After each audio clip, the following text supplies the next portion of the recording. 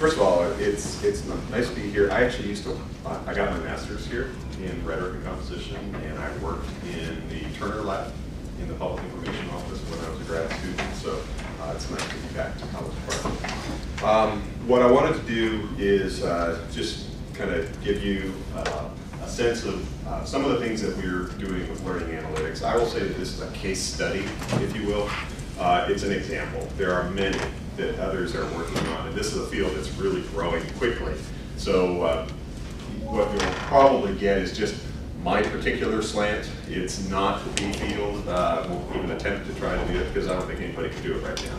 It's still just growing so quickly. So I'm going to talk a little bit about the problem that we saw, a solution that we've looked at, talk a little bit about what we think some of the implications are, next steps, and then just kind of walk you through some examples, and then I think we'll have plenty of time for Q&A. All right? So just a little bit about UMBC. Not quite 13,000 students. A little bit more. The numbers have changed a little bit here, but it's about 10,000 undergrad, about 3,000 grad.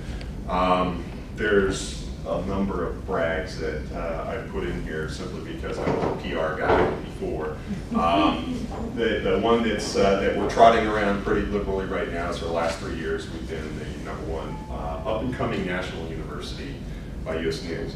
The challenge with that is at some point you have to arrive, and so it's one of those double-edged swords. That'll come back and bite you. Keep waiting for that shoe to drop.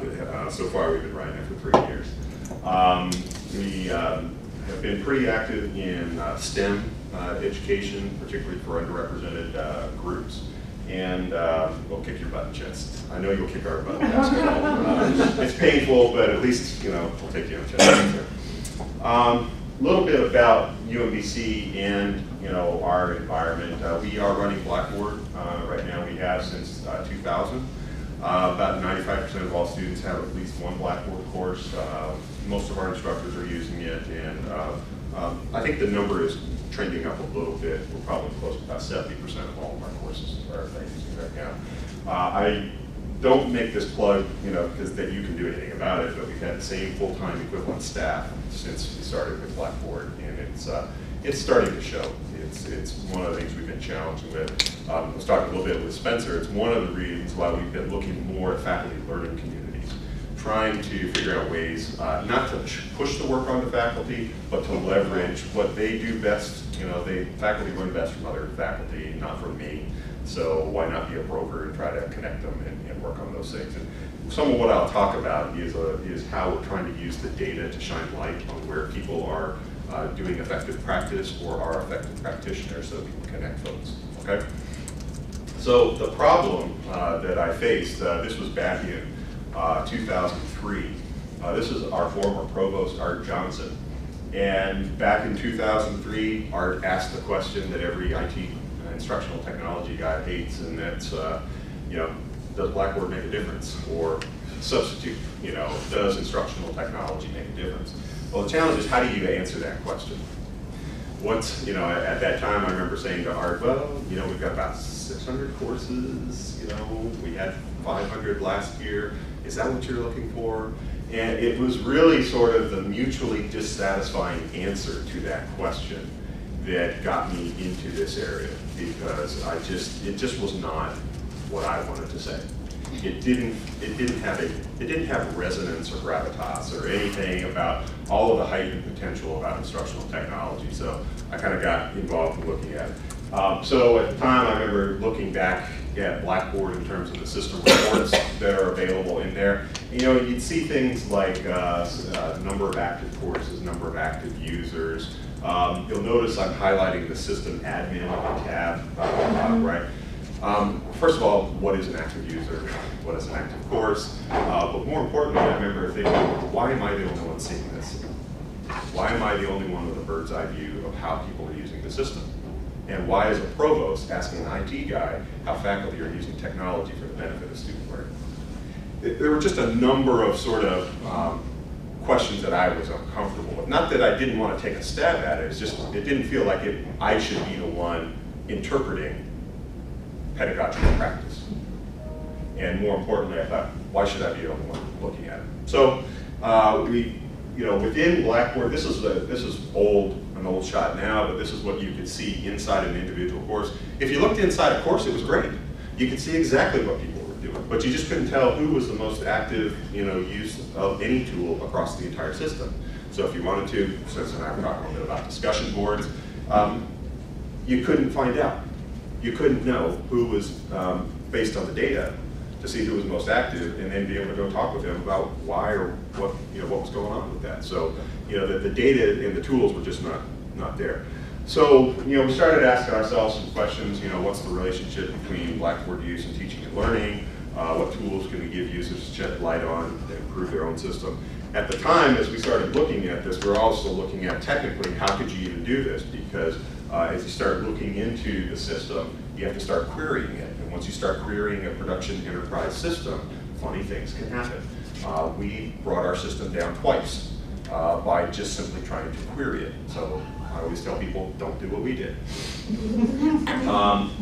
But you know, they're just the tools were not there the way we wanted to do it. So what we ended up doing, again, this is a solution, it's not the solution, but I'll give you sort of the kind of end result, and then kind of walk you towards kind of how we got there. But I think it's more the implications that are more interesting than how we got there. So when students log into Blackboard at UMBC, they go through our campus portal, My UMBC, and what they do is they see this dashboard. So this is mine. Okay, this is my dashboard. I'm actually in a class right now, Stats 2 class for my PhD program that I'm in. The other ones is dummy data, so yeah, I did not do well in that, but don't worry, it's not, you know, not going on. But it may be a little challenging to see, but what students can see is they can see how active they are as of 1 o'clock the previous morning, based on the average hits in the course and the average sessions in the course itself. And then, so, you know, students can go to these things. Now, I'll talk a little bit about it, but in the far right-hand report is a grade report column. If the faculty member uses the grade book, then students can see, you know, how active they are in there. Now, they can get to this. This is not added onto Blackboard. This is through our portal, which about 95% of our students go through to get to Blackboard. They can go inside Blackboard, and there's a link into the same thing to build a building block with some help of Tandy, who used to be here at College Park, who actually helped us put this together. But once, you know, students go through that, they can see this grade report, and if they click on it, what they'll be able to do is, you know, see how active they are. Now, if I don't have a grade report, I can just see this is how active I am in this particular course, and then I can see how active students are in the course itself in the various schools. Now, but the real money here, or the goal, is if the faculty member uses the grade board. Because then what happens is that students can then get a report like this. Now, I know it's very hard to see, so let me just kind of tell you what's going on here. So this is a particular assignment in a course. And here is my grade in red, and here's the number of users who got that same grade, how active they were, average hits, and then average sessions. Now, as you can see, I didn't do very well, but I wasn't alone. You know, there's 10 others who didn't do very well as well. But you know, this gives students a chance to kind of see how active they are. Now, why might students want to do that? So, for the last 3 years, what we have been observing is that students who earn a D or F, a final grade of D or F in the course, use Blackboard about 40% less than students who earn a C or above. Now, the numbers have changed a little bit. When we first started out, it was a very small sample, but for the last 3 semesters, this has been all Blackboard courses. Okay. To kind of show you the obligatory pretty picture, this is the D and F users, the A, B, and C, and then the blue is the number of courses. Now, the reason you can't see the blue number of courses in the back is because we didn't have many of them. It was so small. It was voluntarily participation by faculty who we asked, if you'll just put final grade in your gradebook column, then we can query it and then find out how active the students are in the course. Well, if you remember, I was going back, you know, we didn't have any courses, so we didn't, you know, they don't show up. In the spring of 2010, that's when we started querying all Blackboard courses, and the trend stayed the same. In fact, it actually increased a little bit more as well.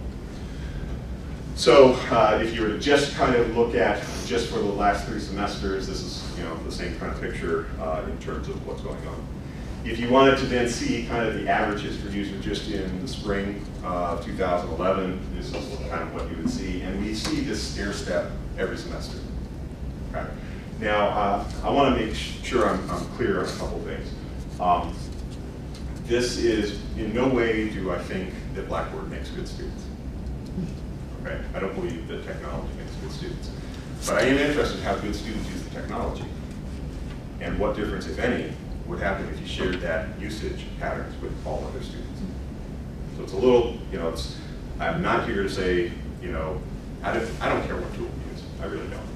But what I do want to do is, can technology reflect how people use the tool, and what does that reflection do to people's motivation, their awareness, and ultimately their behavior? Okay. So I started, back in 2008, I surveyed this one class. I've been doing this same survey every semester since, and I kind of get the same response, but it's a similar kind of distribution, so I thought I'd share it with you here. Basically, I'd ask, people, are you surprised by what you found? Or how would you describe it? And what I typically find is about 30%, said I was surprised. Sometimes it's 27, sometimes it's 32 or whatever, but there's about a third, I would say, that are surprised by what they find. Another, sort of 12%, solid. I knew what was there. It's no surprises. But what interests me is this kind of on the fence group, the kind of 42% that said, yeah, I'd have to use it a little bit more. So, being the optimist that I am, I kind of round up, and say that at least 70% of people are willing to try it once. And, from that, we've kind of been looking to see, how, what would people's reactions be on this.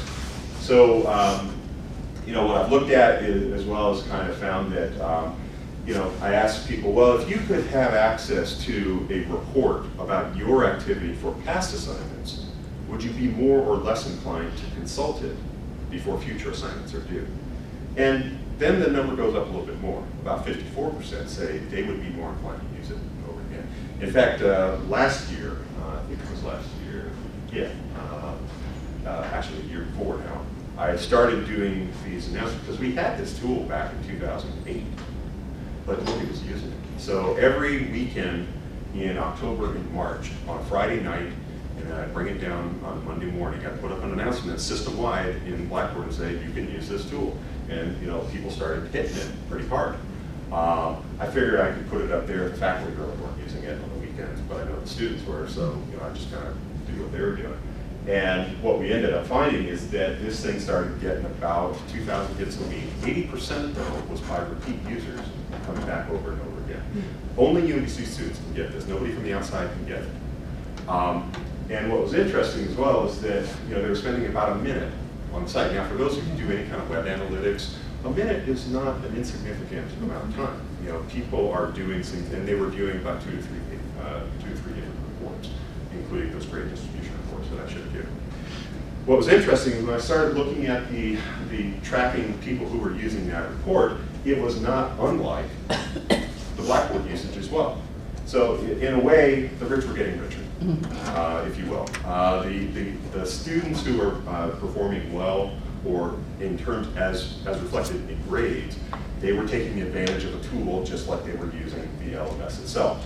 Now, just so you know, this blue bar right here of in terms of average hits, and this is just for the spring, so we had over 40,000 hits.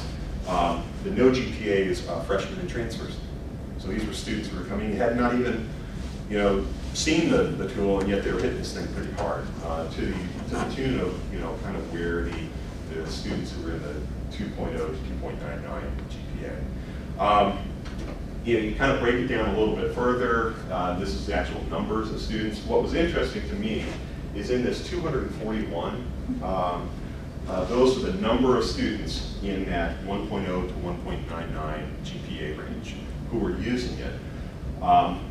As you saw before, they're not using it a lot compared to students. But what was interesting in that area, there were about 19 students that were using it 10 or more times a semester.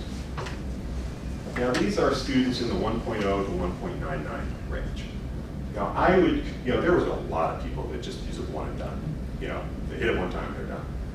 But there's something about using a tool repeatedly that has, at least I will tell you my inference, is that there's a certain amount of intentionality going on there. Why are they coming back? What's it telling them? I don't know the answer to that. I've been trying to do some surveys and then also conduct some interviews, but that's sort of where I'm at in the qualitative stage of this, is trying to find out, why do these students do this?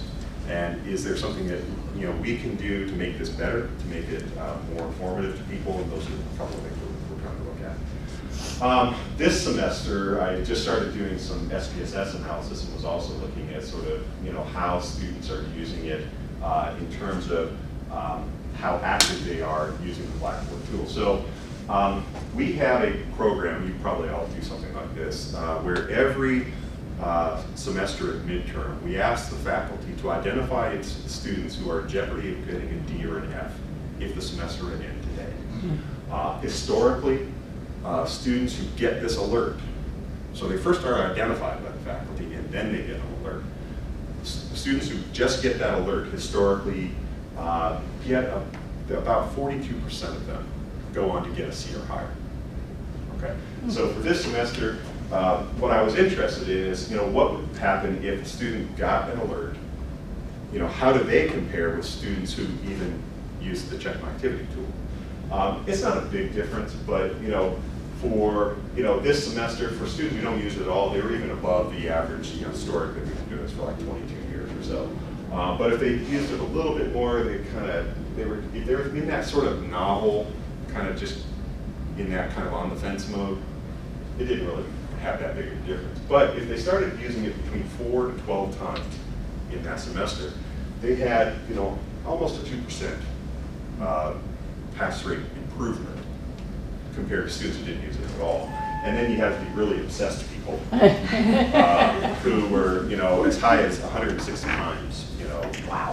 in the semester, who had a higher. Now, this is a very crude descriptive. It is not a statistically, a significant finding. I'm still working on this, but I wanted to, kind of get a sense of, how do people use this tool, and do they tend to do any better or worse? And I'm still sort of in the middle of that survey.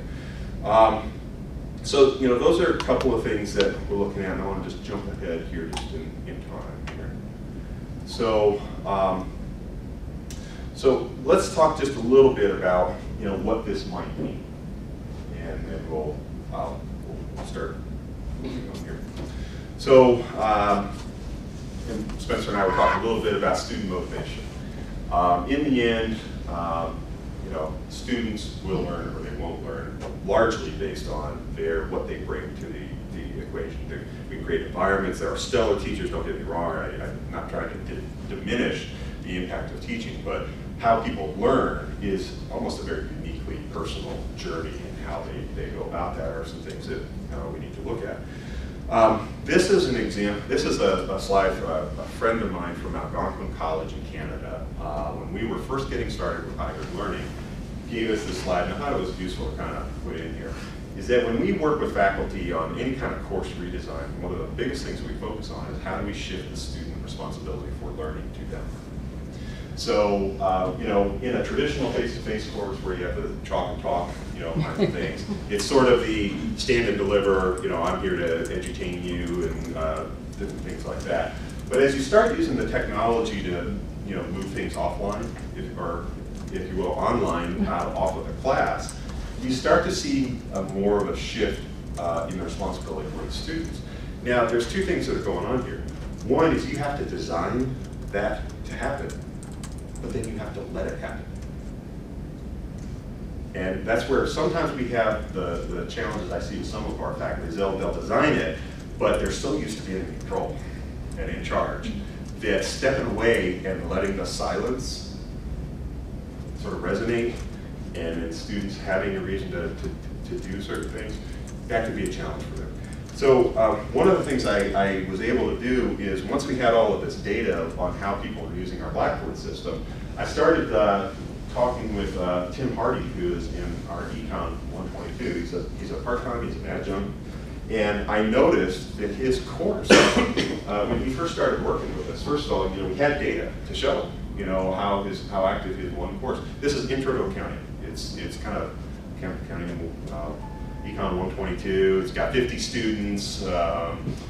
What's interesting is the students who take this course, they have to take and pass the common final exam that the department requires. So you can get an A in the course for all of the work, but if you don't pass that final exam, you don't pass the course, right? And so he has been, back in spring 2009, he started working with us in the hybrid workshop. And what's been interesting is that his activity in the course just shot up. And I said, Tim, what are you doing? What's happening to your course? Well, we had shown him a little tool called adaptive release in Blackboard.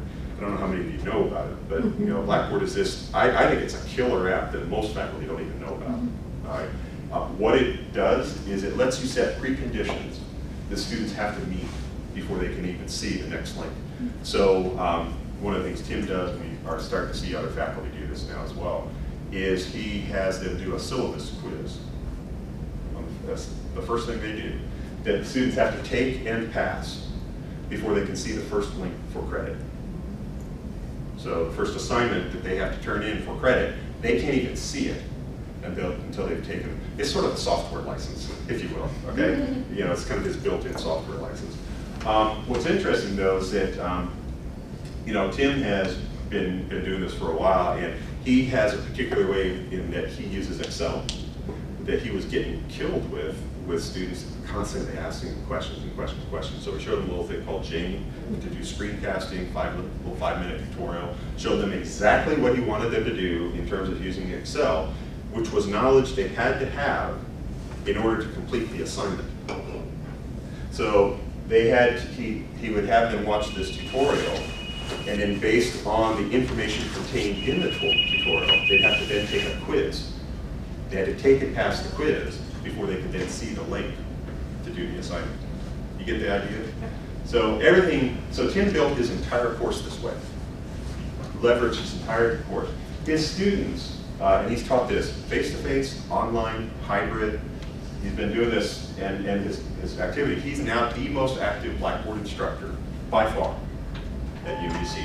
And his students are passing the department final exam at a rate 20% higher than students taking the same section from other instructors for the last 3 years. When he has students go through these activities that they have to take and pass before, they absolutely hate it. They hate him and they hate what he's doing, but he's got students who have failed it in other courses, and they've passed it here because they said you got it clear. And you could say, well, they've had another crack at it, so maybe familiarity helps them along. But he's only had one student who has done all of the work, not passed the finals. Now, what's interesting is here's an adjunct professor. He hasn't been completely well received within the Department of Economics. And I can sort of say that here. I know it's being taped, but I've said it elsewhere. It's okay, it's okay.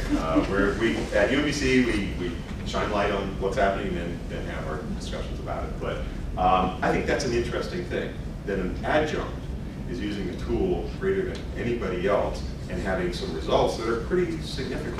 Now, there's a lot, there's more discussion that people are looking at. We're trying to figure out if we can adapt this and have other people start to use it as well.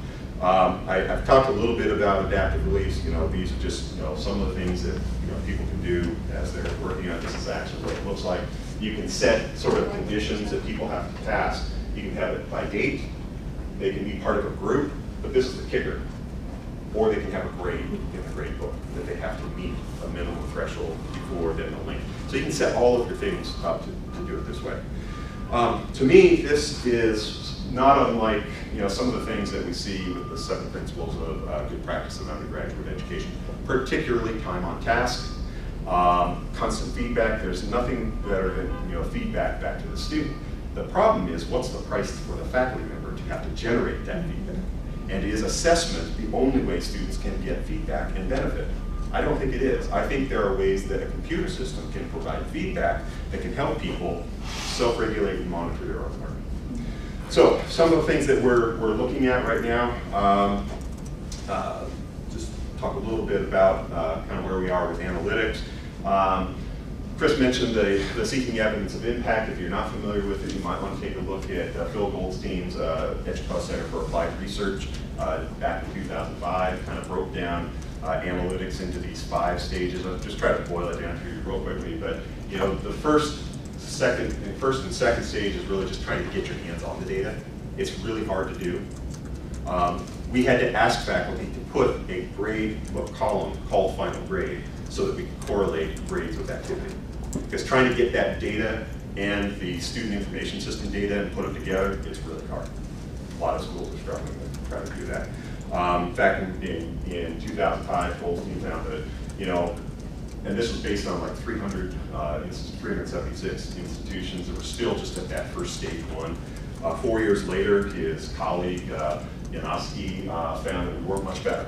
You know, still at that stage 1, just trying to, what's happening in the system? So when Art Johnson, my provost, asked me, you know, is Blackboard making a difference? How do you get to that answer when you're still trying to understand what is happening that you would even define as getting a difference? Okay. For those of you who might be interested, I'll give you the sort of quick technical of what we're doing. Remember I said that we broke our Blackboard system. That's because we were trying to query it directly. So here's where everybody's being taught on. What we ended up doing is making a copy of it and then querying that.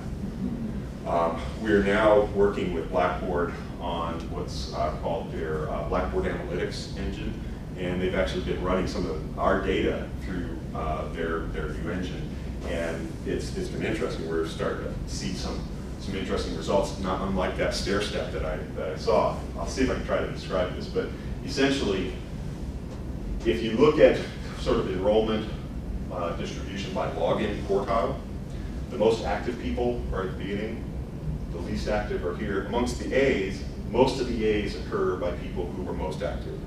It's kind of similar by B's, starts to even out at C's. But look what happens, you know, D's and F's. People who are least active, you know, are the ones who are, you know, the highest population within those grade distributions. So in terms of some of the things that we're looking at doing, you know, we're continuing to look at the quantitative side. I want to move now into sort of some of the demographic backgrounds of the students and also do some qualitative interviews. But a key thing, and I've checked it off here because as though we've done it, but at least what I have found in the literature is that can activity in any kind of system, forget Blackboard right now, can any kind of user activity in the system be a proxy for engagement? If so, how can you study it? And if so, can you reflect it back to you? So that's the kinds of things we're doing. Some of the things we're talking about trying to do is display an activity ranking of the course to the students.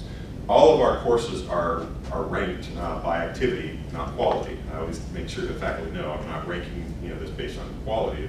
There may be a number of reasons why your course is active or not, but it's no measure of quality. It's simply a ranking of activity. Any student can go to it right now, but we could put it in the dashboard and make it easier so that if they want to, they can see in the dashboard, well, if I am low in my own personal activity, but the course overall is not very active, okay, well then maybe that's not a big deal. But if I'm low in a course that overall is very active, maybe that's something I want to know, okay? We've talked about maybe an opt-in alert for students if the activity falls below activity associated with a grade or grade range of people that they are anonymously following or that they would like to replicate. Maybe we could let them know that. Maybe they want to share their monitoring rights with others. And maybe, you know, at this point, you know, how could we do a better display of, you know, the graphics? Yes? So a big thing going on in the world is gamification. Yes. And if y'all thought, I wonder if Blackboard's even thinking of kind of, or any of these learning management systems, since there is data that says that if you go more, you do better. Yeah, I'm gonna show you a little something. I don't have the sound from it, but I'll show you something from Sound of Khan's Khan Academy. I don't know how many of you are familiar with this, but the concept of badges. The gamification concept, I'm not quite sold on it quite yet, but my kids who I got started in Khan Academy this summer, I mean, they're all over it. Yes. You know, This so next generation there's something different going on. Right? So, you know, the main thing we're trying to do is, you know, I think we've sort of stretched the limit of sort of the wall of numbers, you know, in terms of what we could be showing to people. And so those are some things that we're trying to figure out if we can do a little better job on. You have something like a gas tank, you know, I'm full, I've been Yep. going there. It doesn't have to be numbers, they're Right. more symbolic. They want to Yeah. see, are their monster gets bigger and stronger or Is there whatever. I don't know. Right. That, related to, is there something that shows where that student is relative to the rest of the place? Yes. I mean, Yeah. something graphic, something, Not right now, but I'm going to get to that. And I'll show because it. I think that would be some of that game-like quality, Yeah. like a race, and. Oh yeah, race would be good. Mhm. So I'll show you. So anyway, I think we've sort of kind of stretched the limit here, and really what's needed in sort of both a gamification and then user interface are some things that I wanted to share with you as well. So before I go, I just wanted to make sure you all know that, so, you know, if you want to, people can see, you know, this is out on the web. You can see what our most active courses are. There's Tim. We publish our top 50. We don't publish a bottom 50. I always try to let the effective practice kind of shine the light and kind of, you know, show the example of what we're doing here. But you can see how, by discipline, how active, you know, Blackboard use is. This was really helpful because when I started getting some tickets or complaints from particular departments, it isn't that I would say, okay, well, where are I getting this before I decide whether I respond, but it at least helps me know, you know, that this isn't just coming out of the blue from sort of a, you know, a one-off faculty member. Maybe it's from a larger group here. Yeah, but I think that, you know, certain courses lend themselves to using the learning management system than others. So I don't know, has there been a correlation of, you know, if this course uses learning management system more, it has more successful students? We're not there yet. And that's what I'm working on right now. The problem is, most institutions can't even answer this question yet, because they don't have the data. Okay. So that's why the seeking evidence of impact, you know, work that I'm doing with EDUCAUSE, we're trying to figure out how do institutions even know? How do you even know? Yeah. And that's where we're kind of struggling with it. So you can kind of see what we always show is kind of the rank within the discipline, the overall rank at the institution, average hits, user sessions, you can find the information. What's been interesting is that we've had faculty show this in their faculty departmental meetings, you know, and say, hey, I made it top, you know, in there. You know, when I was first doing this, I don't have it right on now, but I've been doing a series of sort of spotlight interviews with faculty who are ranked highly in terms of courses and asking, what are you doing? And I was talking to one prof who was talking a little bit about what she was doing with discussion boards, and her colleague was in the room with me while I was interviewing her and doing the podcast. We turned the camera off, and he says, I had no idea you were doing this. Can we go have lunch? It's like, okay, my job's done. You know, if I can just connect the people, they'll learn from each other. The other thing I would point out, we haven't done this in a while, but we used to do every other year sort of a survey of students and ask the students, if you had to pick one prof who used Blackboard well, who would it be and why? It's a pain in the neck question to try to analyze, because it's open-ended. You have to get all of the names, you know, and all this stuff. But when I got all of those names, and then I started looking at the names that students were identifying as being effective in the use of the technology, and then I looked at the names that were showing up in our top 50, I won't say it's a correlation, but there was a lot of similarity and overlap, you know, in terms of who was doing those kinds of things. I'll leave that with you for what it's worth, okay? The one thing that I've been trying to work on, and when I first showed this slide, I'm always a little bit chagrined. This is the percent of faculty who use the gradebook inside the course management system. Now, you know, back in fall 2009, it wasn't very high. It's still not very high. 54% is not where I'd like to see it be. Then again, I don't know what most institutions are, because I don't know that most institutions can even know that right now. But it's been steadily increasing, particularly as we've been shining light on people like Tim Hardy and some of the other profs who have been doing some interesting things as well. So let me just kind of move on some of the next steps. So here are two folks that I've been watching that I would encourage you to take a look at as well. Cole Camplese at Penn State is doing some similar work looking at completely different tools. That is their Confluence Wiki and their movable type logs. What they have is a single sign-on. so that students log in with their PSU account. And as he looks at activity in those tools by GPA, he's finding similar results. John Mott at BYU, some of you may know some of the things that he's been looking at. He's been proposing for a while now sort of an online gradebook in the sky, in the clouds, where people could be attaching a variety of tools. Well, what if you took blogs and wikis, from one system, you ran it through sort of an online, gradebook. You might have a patchwork of tools that you could be letting faculty experiment with whatever they want. The key, though, is you got to capture the data. That's the one concern I have a little bit with sort of the dismantling of the LMS environment. It's inevitable. I see it coming. What I'm hoping is that we can start benefiting from some of the analysis and insights of analytics to at least shed light on what the new environments are going to be. Because if everybody just kind of goes and does their own things, you're not going to have a critical mass where even if you found analysis, nobody will care because you don't have anybody using the same thing. How are we doing on time here? So, I don't know if I'll show this, but I might be able to I'll kind of walk you through it. David Wiley from BYU. This was at last fall's EDUCAUSE Learning Initiative annual meeting. I think you were there, Chris, weren't you? I don't know if you were at his talk, but you were at that meeting, I think. Down in DC? The conference. Yeah. The sound on this is not very good, so I'm not going to take the time. But essentially what this is Wiley's sort of LMS waterfall.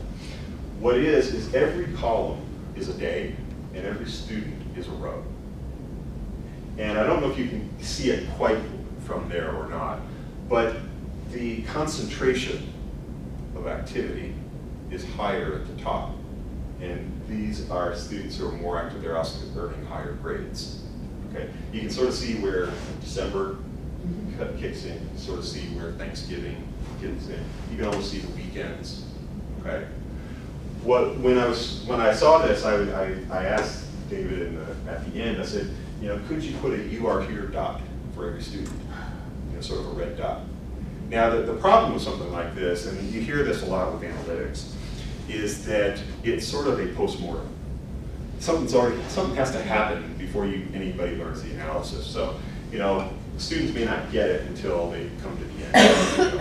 There are things like that. So I like it, but this kind of gets away from the wall of numbers a little bit. Now, the one thing I'm going to try to see if we can take some time on this one, just because it's worth seeing, is Salman Khan. How many of you are familiar with the Khan Academy? Okay. I'm going to pump up the volume as best I can. If it's just terrible, we'll leave it. But I thought it was interesting in terms of what they've been doing. For those of you that may not know, Khan was a hedge fund analyst. He started tutoring his cousins by putting up screencasting YouTube videos on various topics. It's a wonderful tool. But he's talking here a little bit about how a particular school district is starting to use these to what's called flip the classroom, where you have the lectures online to get ready for the hands-on activity where people can work on their own. So let me see if I can pump this up, and we'll see how this goes here.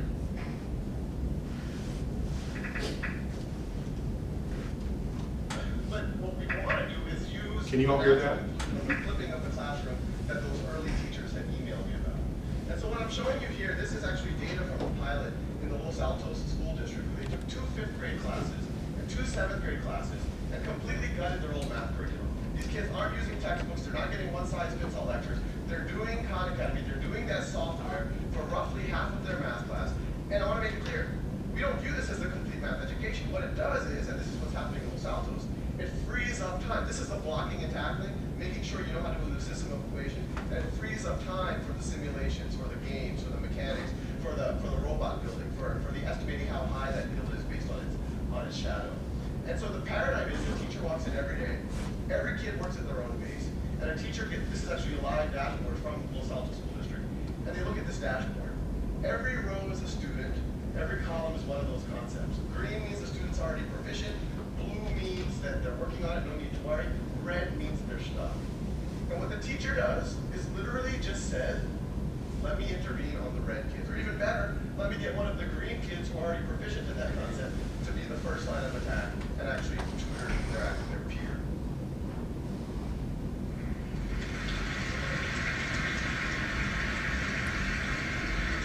Now, I kind of come from a very data-centric reality, so we don't want that teacher to even go and intervene and have to ask the kid awkward questions. Oh, what do you not understand, or what do you do understand, and all of the rest. So our paradigm is to really arm the teachers with as much data as possible, really data that in almost any other field is expected if you're in finance or marketing or manufacturing. And so the teachers can actually diagnose what's wrong with the students so that they can make their interaction as productive as possible. So now the teachers know exactly what the students have been up to, how long they've been spending every day, what videos have they been watching, when did they pause the videos, what did they stop watching, what exercises are they using, what have they been focused on. The outer circle shows what the exercises they're focused on, the inner circle shows the videos they're focused on. And the data gets pretty granular, so you can actually see the exact problems that the student got right or wrong. Red is wrong, blue is right.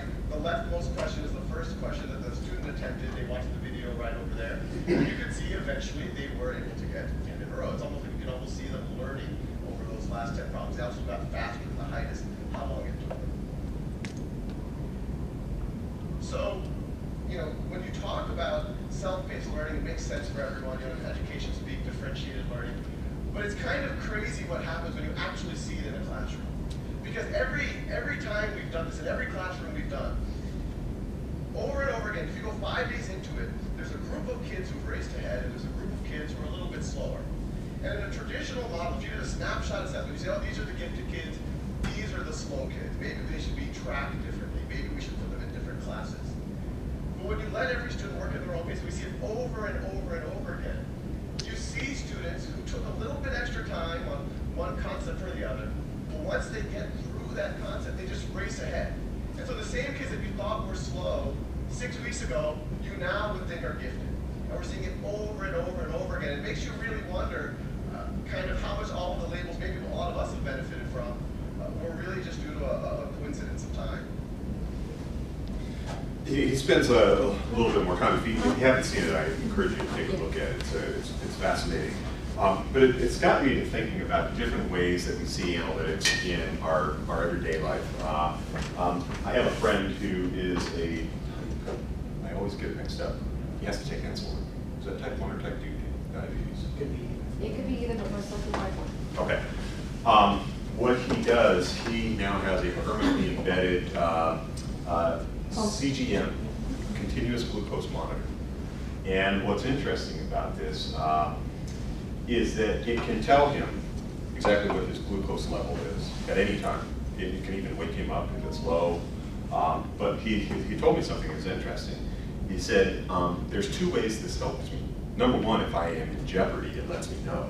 But it lets me know what pre-jeopardy looks like. And so there are things that I can be doing on my own, how I eat, what I exercise, and what I do, so I can regulate my own glucose levels, all right? I don't know how many of you might have been familiar with mint.com. I've switched from Quicken to mint.com. What's interesting, I mean, it tracks things just like everything else, but what it does do that's interesting is it can show you how your spending compares with other mint.com users in your geographic region on any number of topics. And it's kind of, you know, how much do groceries cost, you know, and how much is gas, you know, and it's interesting to be able to see kind of how those kinds of things operate. M-I-N-T? I'm sorry? Is it M-I-N-T? Mint.com, yeah. It's free. It has some spending analysis that's kind of interesting, different things. And then this top example, somebody pointed this out to me. I think PG&E is even doing this now. This is sort of a dashboard from an electric utility out in California called Low Power. The New York Times did an article on them. One of the things that utility companies are trying desperately is how do you get people to conserve energy? You know, how do you get people to want to do the right thing? And you know, they were talking about how they spend, you know, millions on ad campaigns and this, that, and the other, and just, you know, just not making a dent. This company called Low Power, what they started doing is that every month they would, when you got your bill, they would show you, and here's your energy consumption, and here's you know, or your neighbors. And what they found is that people, just by seeing how they compared with their neighbors, their energy consumption went down. Now, Wouldn't go up if they were already good? Well, this is what did happen.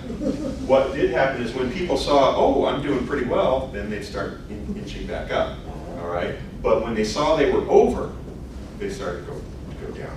I think there's a number of ways that people, the world is going this way. I have, my mother-in-law has a pedometer that her health insurance asked her voluntarily, if you wear this, we'll cut your insurance, because if you can show how many steps you're taking, different things like that. And I'm interested in the idea of how can technology facilitate one's own motivation. This is a graph, just something from James Adams, The Care and Feeding of Ideas, a guide to encouraging creativity. Talks a little bit about how we might, how we learn from others. So the analogy I'm going to give you here, and so I can walk you through this, is tying your shoes. Okay. So when you first learn to tie your shoes, how do you tie your shoes? How do you learn? Well, it takes somebody to tell you your shoes are untied, and you don't even know that untied shoes is a bad thing until somebody tells you. So you become sort of unconsciously incompetent. I mean, you don't know what you don't know. It isn't until somebody tells you that you can't do something that you realize, oh, I'd like to be able to do that. But in order to then sort of move into the realm of competency, you have to kind of study that sibling or that friend and say, the rabbit goes around the hole, pull up the ears or whatever. And before you know it, after a while, you can start to see yourself becoming more proficient. Until the point now, how many of you thought about tying your shoes today? Maybe you have Velcro or buckles or whatever. But, we don't think about it. You don't think about it. The other analogy, although I don't know many people do, driving a manual stick shift car. When you first start, it's a very unconscious, it's a very consciously incompetent way, to grind the gears. My wife learned with the dinner plates, back and forth. But, we learn in different ways. And I've been interested in Albert Bandura's use of social cognitive theory. Back in actually started in the late 50s, 60s, but it kind of became very popular in the 70s. But what Bandura talks about is how we learn from others and how we chew off of others to then gauge ourselves. And he has this kind of triad, thing. I won't get into all the explanation, but what if the person, here's what they do and here's their environment. Well, can technology facilitate what that environment is if it shows you what other people are doing in it? How do those things collectively, my individual skills combined with my environment affect what I actually end up doing, right? Bandura's had a sort of a student who he mentored, Barry Zimmerman, who popularized the idea of self-regulated learning. The Chronicle Pirate did a fascinating article on what Zimmerman's doing at the City University of New York in remedial English and math courses, where they found that if you can get students to take ownership of the problem, regardless of their abilities, if you can get them to take ownership, then you can start to work with them. When they first say, well, the reason I'm doing poorly in math or English is that the prof doesn't like me, or the book is too hard, or this, that, or the other. But when you kind of break them down to get them to the point where they can work on themselves, the key, though, is that feedback has to be specific. It cannot just be general study skills encouragement. You can't just say, try harder. It has to be focused on the specific problems that they're working with. So in some sort of remediation. So go back to that adaptive release model. If you find out what people are not proficient in, you make them, work on it and own that. Can they improve? But in Zimmerman's model, kind of going back to the tying of your shoes with the green graph, you have to first see somebody, you try to emulate, then you try to self-control what they have done, and before you know it, you are self-regulating. Now, I'm not trying to present this as sort of a panacea. How do you get, disengaged students to be more motivated? I'll be honest, in the work that we're doing, I can't do anything for the young students. But if I can turn some of those D's into C's, or if I can help complement what the institution is already doing in terms of proactive, intrusive advising, I'll take it. The problem with intrusive advising or resource intensive, it doesn't scale. There's more of them than there are us. So how do we how do we leverage students to meet us halfway? Some of you might be familiar with Vincent Tinto's work, Leaving College, kind of the causes of why students don't do well. And this is back in '94, before there were even a web. It said, you know, institutions cannot absolve students from the responsibility of their own learning. So as you're looking at intervention, how do you engage them as well? Whenever I hear anything about sort of student success and retention, it's almost always couched in terms of what the institution is or is not doing to get the students through. And at UMBC, we've actually been working hard and well in some very focused ways to work on particular groups in a very intrusive advising manner. Long term though, that's probably not going to be the only way that's not how we're going to solve the STEM education problem. You know, how do we get people to want to work hard? Nobody learns from a position of comfort. It isn't until you're sort of confronted with where you stand relative to others that you decide to do anything. And in a Facebook status obsessive culture that we have right now, why not give students, you know, some of the tools so that they can see how they compare with others? Some may do something with it, some may not, but at least that's the environment that I think the institution can facilitate as well. I'm going to close just. I think it's similar to, you know, students being obsessed with what their average is and what the average was for the class, and you know, because they have always wanted to compare themselves, no matter what age you're in. It's just, we can give them better tools to do that, you know, instead of like every time you have an exam throughout. So hold that thought because I'm going to get to it, so I'm just about done right here. I wanted to just point out a few things. If you want to learn more about what we're doing, you can go here, the main UMBC website /blackboard/reports. It's got a little blog about the various things that we're finding. And then Chris mentioned the evidence of impact, seeking evidence of impact. This is a great resource. I particularly look at the opportunities for engagement resource. There were some surveys about how the field is looking at this. There's some results and some very good articles, but I would encourage you to take a look at this as well. And with that, we can kind of move into the question and comments. So your comment, I couldn't agree with you more.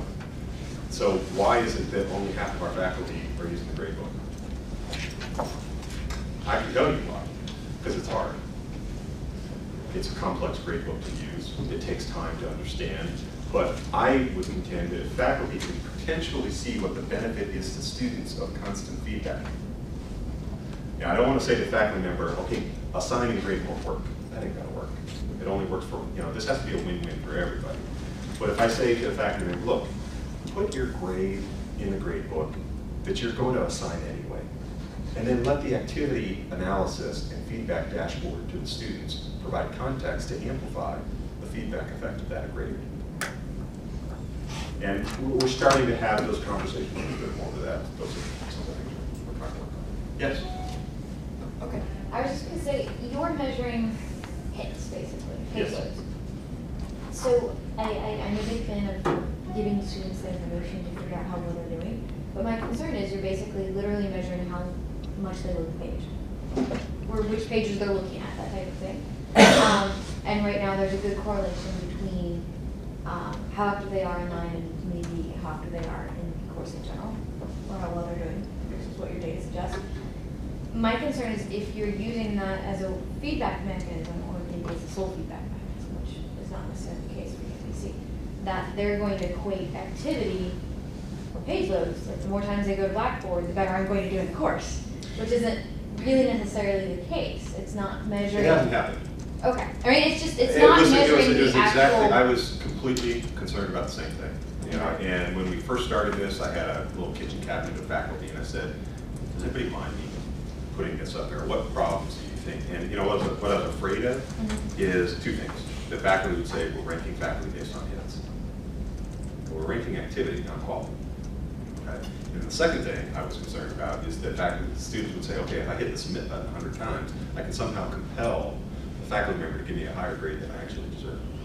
I've not had any complaints from any faculty member suggesting that. I've not heard of any students, you know, brazenly going to their faculty member and saying, look, I was as active as the students. You know that graph that I showed where I had a zero?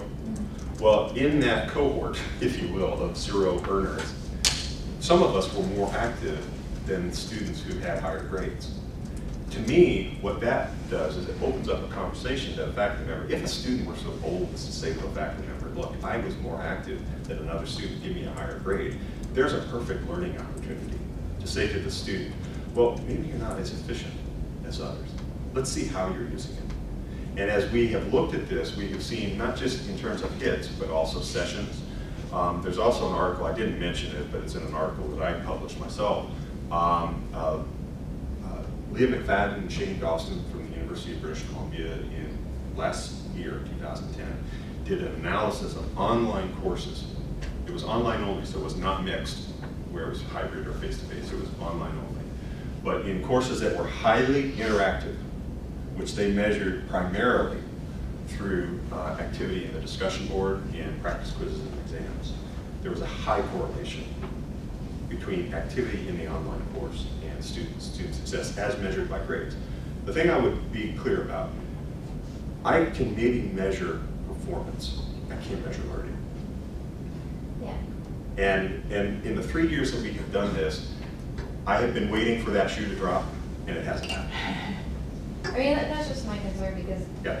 not so much that students are going to argue for the grade because they were so active, but thinking that because their activity level is high, that they're doing better in the course than they actually are. You know, I would have thought Because this is really an indirect indicator of it is, performance. and you know what I don't understand though is it's one thing to be active in X. It's another thing to be active in a tool that monitors your activity in X. So the Check My Activity tool, why are students coming back over and over again? Why are they coming back to check their activity? Is it because, well, I want to make my case to the prof? Or is there something else going on? I can't answer that question right now. And that's one of the things that I'm working on in terms of doing some qualitative assessment to try to ask students, why are you doing this? What could we do to make it better? Would getting an alert when your activity falls below, would people use it? I don't know. Those are some of the things that we're trying to figure out. But I haven't heard of that yet. I will say that there is a lot of work in the learning analytics field on prediction. There's a lot of predictive model studies.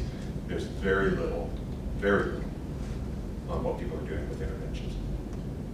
And I think what I would just say is that I'm willing to sort of live with, I don't want to pursue the perfect as the enemy of the good. And what feedback, if anything, can we give to the students to complement what the feedback they're going to get from profs?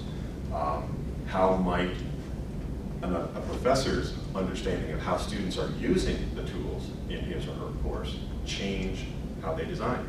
Tim Hardy in econ was not a very active Blackboard user. I'm not saying that's good or bad, but once he saw what the students were doing and the desired effect that it had, he hasn't changed what he's doing in terms of practice. Now he's an adjunct, he's a part-timer, doesn't have a lot of influence in the department. So it remains to be seen whether or not others will do the same. But I hear you, and I would this is sort of a report from the field at the middle, a snapshot, if you will, at this point. Yes. John, you may have shown it. If you parse the data to the activities, because if you just, gross hits are one piece, right? But there's a difference in terms of learning potential from opening up the announcement page to opening up the discussion board to opening up the course pieces. Can you parse that, and are those some of those? We're starting to do that with the Blackboard tool that we got. Where there's a difference between downloading what we would call static content in the syllabus versus going into the discussion board and engaging and interacting with others. The one thing we can't do easily right now, because it's hard to tell when it ends, is completely track the duration. How long was somebody in there for something? We can look at a session, but what were they doing during the length of time? It's not easy to kind of determine what that is. But in the Blackboard tool that we've been, and I'm on their product development board, we're talking about, I just don't like the term right now, we're talking about a design index for a course. At my own institution, one of the things that we look at is sort of 3 rungs of sort of Blackboard usage. The bottom one is sort of just one way, put up a syllabus, and its students sort of consume it. The sort of middle rung is that sort of interactive stage where people are sort of using discussion boards, chats, email. But the highest rung, which is the fewest number of faculty, are online assessments. And the ECAR study that I pointed out, the Hitchcock Center for Applied Research, one of the things they have found for years is that when you ask students what's the most valued function in a CMS, what do you think it is? Gradebook. Yes, checking the grade books, by far. Right. The next one is online quizzes or practice exams. Nobody wants to look silly. Nobody wants to look silly.